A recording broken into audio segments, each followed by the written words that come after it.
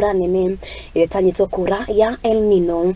Commissioner wa county ya Garissa Solomon Chesut andiki a mohoro na netaririe gitumi ya aikari acio kurio mathame niguo matigacemanie na mathina maria makuruhanagio na mbura ino ya El-Nino. Specifically, we have addressed the issue of El-Nino, the anticipated El-Nino rains. We have gotten a report from our Met department that we are expecting above normal rainfall. And as Garissa County, we are on a low-lying area, especially along the Tana River. And sometimes Tana River is a blessing to us, but when the rains are above normal, then it becomes a disaster. That is why we have mobilized all our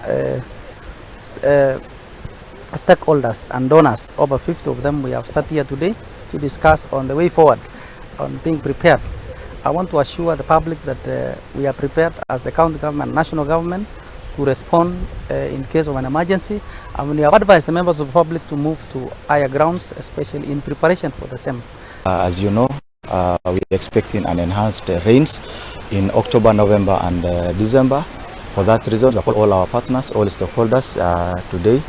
And we are just doing preparation meetings where we wanted to know, we are doing a stock taking of what we have in terms of human resource, what we have in terms of logistics, what we have in terms of all resources, including monetary and budgeting for all the issues.